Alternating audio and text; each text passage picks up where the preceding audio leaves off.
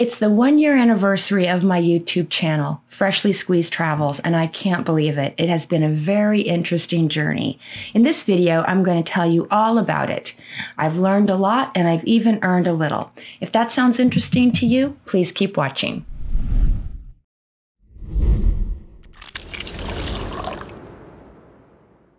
Hello everyone, welcome back. I hope wherever you are having a splendid day. And if you're new here, welcome. I normally do travel videos, but today I'm doing something a little bit different. I wanted to sit down and reflect on the past year. I get a lot of questions from people about how I started my channel, why I started my channel, and how YouTube works. So today I'm going to answer those questions to the best of my ability. I also hope this information helps you if you're thinking of starting a channel or if you have a new one like me. Some of you have been asking for more cruise videos, and I wanted to let you know that my next few videos will be all about cruising. I actually have 3 cruises planned over the next several months, so don't worry, I will be getting back to my regular content soon. My channel is based on my personal travel experiences. I want to give you insider tips that only someone who has experienced these vacations can give. And unfortunately, my channel is not large enough yet to be sponsored or for anyone to send me on any free trips, but that would be nice, but I promise I will get back to cruise videos soon. Before we jump in, please give this video a like if you like YouTube videos about YouTube videos. And I'd also like to invite you to subscribe to my channel. I put out fresh content regularly, and I would absolutely love it if you would join me on my journeys. So let me start by just saying I am not a YouTube expert, far from it, but I have learned a lot over the past year. And of course, everything I'm about to say is just my opinion based on my personal experiences. Oh, and I want to say, if you have any questions about anything I cover in this video, leave a comment below and I promise I will do my best to answer every single one. YouTube is a tough nut to crack, so creators, especially those with new channels, really need to stick together and help each other. So let's start right at the beginning. Why in the world would I start a travel YouTube channel in 2021 when there is a lot of competition out there? There is a lot of great travel channels. Well, the answer is twofold. Number one, I have always had a need to share information. It's in my DNA. I've always been like that. And the other part is that I love traveling, but I also really enjoy helping people plan their vacations. My friends and family regularly come to me to help me plan their getaways, and I absolutely love it. So much so that I became a certified travel agent specializing in cruising. I keep my cruise clientele very small, mainly friends and family, because you wouldn't think that booking cruises takes a lot of time, but it actually does. You can be on hold with the cruise lines for quite a while for a very minor situation. And besides cruise planning, I also have a full-time job. I own my own marketing agency. But as I said, I love helping people have better vacations. Trips can be expensive and they can be stressful to plan. So if I can help anyone just have a better time, a smoother getaway, that just makes me very happy. So my first tip is, if you are thinking about starting a YouTube channel, make sure it is something you are completely, utterly passionate about. In my experience, creating videos on YouTube is a lot of work with very little return on investment, especially in the beginning. If you are not absolutely obsessed with your subject matter and passionate about your channel, it is so easy to get burned out. Creating videos takes a lot of time and effort. You've got to plan your content. In my case, I have to do a script. I have to record footage of the places that I go. I have to have my videos edited, and of course I have to record my videos. And just yesterday, I recorded this entire video. It took me over an hour, and when I played it back, there was no sound. So as I said, you can have some minor frustrations and inconveniences, but if you are not absolutely committed to your channel, it is so easy just to throw in the towel because it is so much work. Now, like many YouTubers, I thought about starting my channel long before I actually did it. And I actually have my husband to thank for getting me off my rear end and take action. He finally got so tired of me talking about this YouTube channel that I was going to start, that he went on Amazon and got the equipment I needed. And then he told me, I don't want to hear any more about YouTube until you actually record a video. So the equipment that I have is an inexpensive Logitech camera, a ring light, and a Yeti microphone. And all in, it was about $350.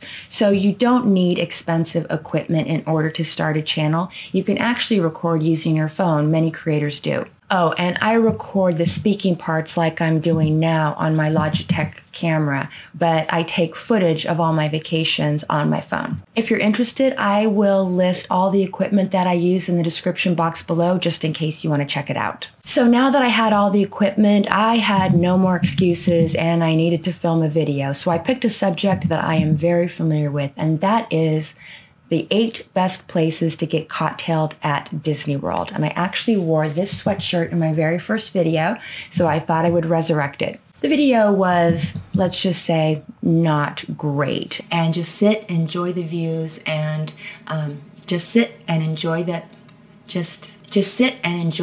views. Good Lord. I consider heading over I would definitely. Splitsville is located near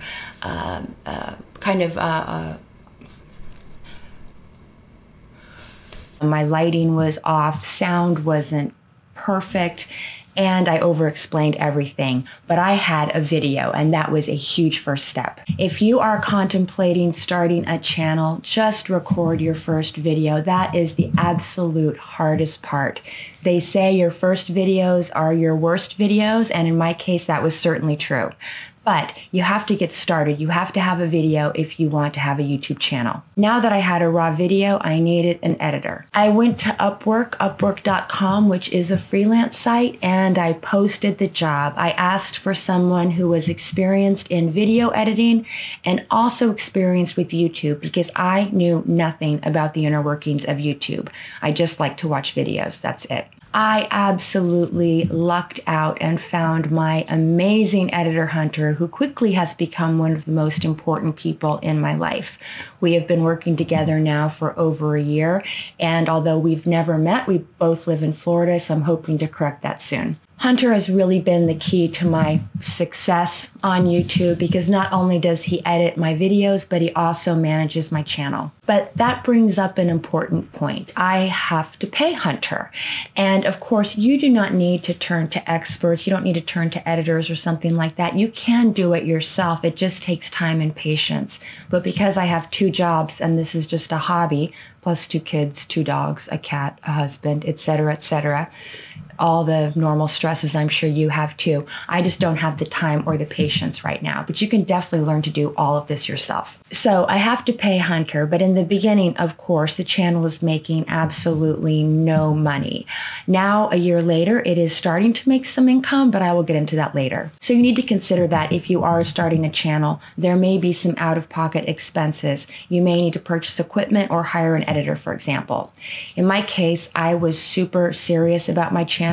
I wanted the videos to be as professional as possible, and I had the intent from the very beginning for this to grow into something great. This is my passion project. Some people golf, so they spend money on golfing. I spend money investing in my YouTube channel. So I uploaded my first video and friends and family watched it, and that was about it. Of course, I promoted the channel on my Instagram, and it slowly began to grow.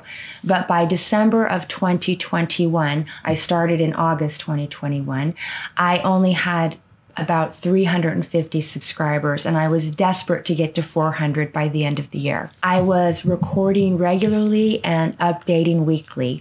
All of the experts say that you have to post weekly, and I was following that to a T. My opinion on the weekly uploads, by the way, has changed in the year since I've been doing YouTube.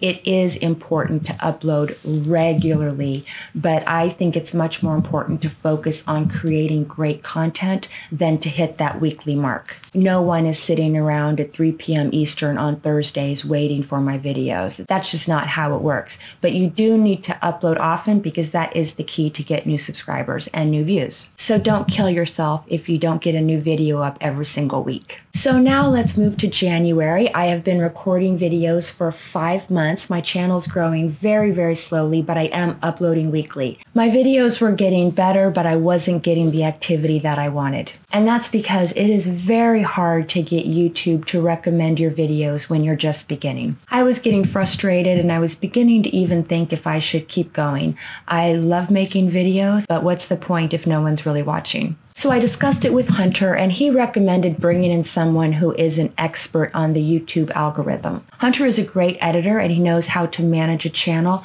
but he is not an expert in optimization or running ads to increase viewership. So that's where Christopher comes in. He has a company that specializes in this and I decided to give it a try. And this is where money comes in again because I'm paying Hunter and now I have to pay Christopher. But for me, this is an investment and it's worth it to get to my end goal.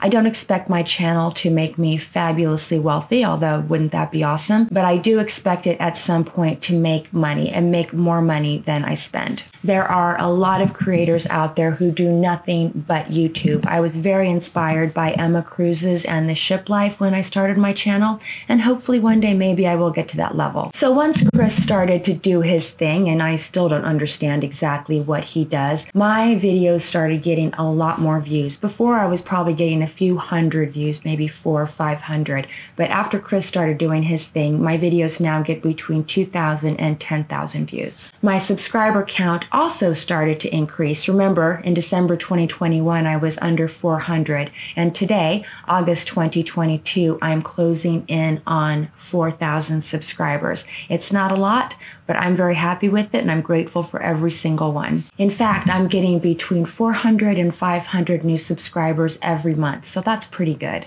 So I hit 1,000 subscribers in February, and at that point, I wanted to look into getting my channel monetized by YouTube. In order to be monetized by YouTube, you need at least 1,000 subscribers to your channel and 4,000 watch hours, and you need an AdSense account. 4,000 watch hours might not sound like a lot, but when your videos are 10 minutes long, that is a lot of views. So I hit 4,000 watch hours and then I applied for a Google AdSense account. And oh my gosh, this is not an easy process at all, or at least it wasn't for me. There was a lot of back and forth with Google AdSense, and for a while, I wasn't sure I was going to get approved, but eventually I did. Now what this means is, because I was approved, I can make money when people view ads while watching my videos. People ask if I get to choose the ads or the number of ads, and I do not. YouTube puts in what they want when they want. I have slowly started to earn a little revenue, and I will put a chart on screen so you can see exactly what I have made. It's not a lot, but it's a start. One thing I will tell you is that YouTube does audit your revenue each month. And I have an app on my phone. It's called YouTube Studio, and that is where I can see all the analytics on my channel. So I do watch the revenue pretty closely. And it is frustrating because it looks like it's building up and building up and building up, and then YouTube does an audit. And I don't know exactly what they're auditing, but then they decrease it for actual views of ads. I don't know all the details, but just know that if you do have a channel, you will see your revenue drop at the end of every month. When I got my first check, I celebrated big time. It was a huge accomplishment for me to finally make some money. I didn't care if it was $1. I was actually making money from making videos. YouTube also periodically edits your subscribers. They will check to see if the accounts are still active, I guess, that sort of thing. So you may see a significant drop in subscribers, although it is heart-wrenching. Don't freak out. It's just YouTube performing an audit of your subscribers and getting rid of the ones that don't exist anymore or whatever. I don't know. But this just happened to me. I was at 3,991 subscribers and I had just messaged Hunter. I said, I think we're going to hit 4,000 tonight. And the next time I looked, I had lost 60. So it is just part of the process, but it is still a little frustrating. By the way, now my videos have had over 175,000 views, which is just mind-blowing. I'm closing in on 4,000 subscribers. I've uploaded 58 videos, and I'm very excited for the future. I'm going to end with a few quick tips that will help save your sanity if you are a new YouTuber. First is don't obsess over every number in YouTube Studio, although I wish I could take this advice. I spend way too much time analyzing all of the results, all of the engagement on my videos, the revenue, the likes, that sort of thing. And honestly, your time could be much better spent just doing better videos, focusing on your content to make the best videos you possibly can. Next, and this one may be hard for some people, it was hard for me, but just know that when so many people are seeing your videos, some people are not going to like you, and some people are not going to like what you say, and some people are going to be quite mean about it. It just goes with the territory. I had one person tell me that I reeked of stupidity, which is a pretty good insult, actually. But, you know, it just, you can't please everyone all of the time. And 98%, 99% of my comments are so wonderful and supportive, but you are going to get that occasional one mean comment, and you can't let it affect you. And finally, don't get discouraged. It is very, very easy to get discouraged in the beginning, but if you have hit a plateau and you can't seem to overcome it, maybe look to consult with an expert or hire someone like I did, or just watch all of the YouTube videos on how to grow your channel. There is fantastic information out there if you have the time to do it. If you have a YouTube channel and you would like me to subscribe to it, please just put a comment and I will definitely do that. We have to support each other. On that note, please don't forget to like and subscribe. And if you'd like to hang out with me just a little bit longer, I have put a couple videos at the end that I think you might like. Until next time, I hope you have happy and safe travels. I hope you liked this video. I hope you found it informative. And if you would like me to do occasional videos on YouTube, let me know. I'd be happy to do that. Thank you so much for watching. Bye.